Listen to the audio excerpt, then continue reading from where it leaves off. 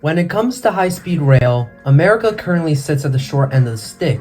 For more than half a century, America has always stared envy-ridden at many countries that have redeveloped their rail network or created new ones to better equip themselves for the many high-speed rail lines in their nation.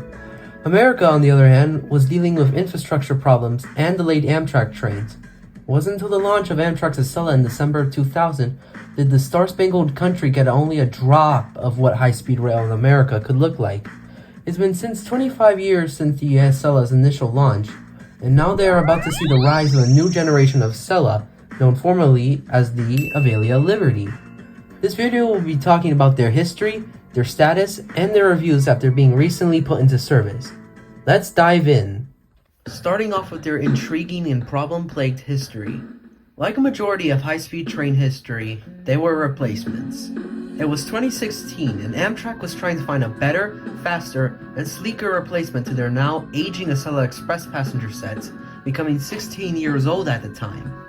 Amtrak would turn back to their good friend Bombardier Alstom, or the same people who created the initial Acela Express train sets. Alstom, Vive la France!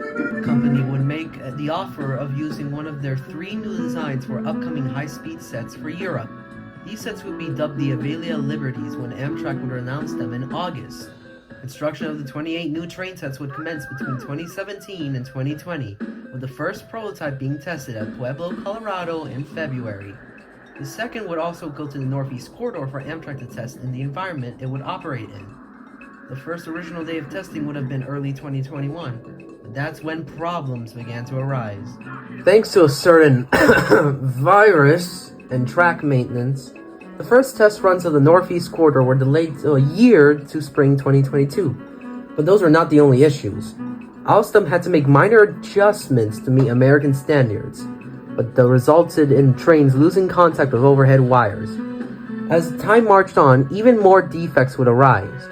Water leaks from the cafe car, improper construction would cause corrosion, rapidly delaminating floorboards, bulky suspension tilting systems leaking, and famously, 5 specific windows on a few passenger cars would, and I quote, shatter spontaneously. This is also the fact that Alstom had to bend over backwards to meet the specific Federal Railroad Administration requirements, using multiple hand-me-down materials from 29 states, and they would also suffer through widespread computer crash that resulted in them not getting full FRA approval until a specific model was made to allow 160 mph testing.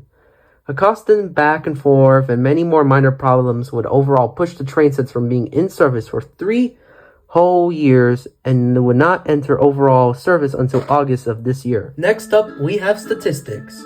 A fully assembled Avelia train is 698.5 feet, with a height of 14.3 feet, producing a combined weight of 544 tons. Their service speed is 160 miles per hour, and if given the proper conditions, they can max out at 220 miles per hour. They have 9,400 horsepower, which is way more than the 6,100 horsepower on the older Acela units. Their electrical systems are listed below.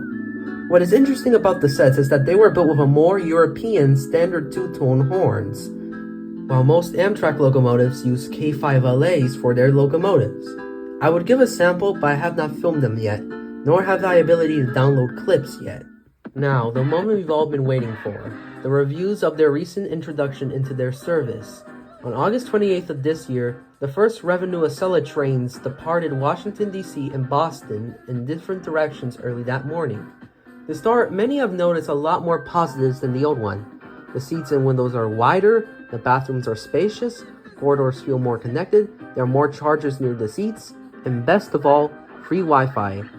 The train itself has seemed to be smoother overall, most likely thanks to the Jacob bogie, giving an easier appeal to the overall new bogie system than the older one. With a yin, however, there is a yang. Seats have been said to be uncomfortable, almost like sitting on plastic, and tray tables are a lot flimsier, especially the cup holder. Baggage racks were reduced overhead, leading to less space to store luggage, which is also a double contrast because the end baggage racks being a lot deeper and wider to fit larger luggage. The first class was not as special as everyone cranks it out to be because they are still the same plastic chairs, just wider. There are attendants with the first class, but reviews suggest it is not enough to justify the large price gaps. Some European designs just did not translate well into the American ideologies, I guess. The promised speed is said to be minorly higher than the old Acela. Thanks to infrastructure upgrades coming soon to the Northeast Corridor, it's safe to say that there may be going on higher in the future. That brings us to the end of this video. I hope you enjoyed this minor video talking about their recent introduction into their service.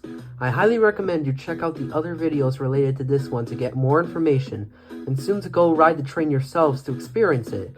Thank you all for watching, and I'll see you all next time. Goodbye.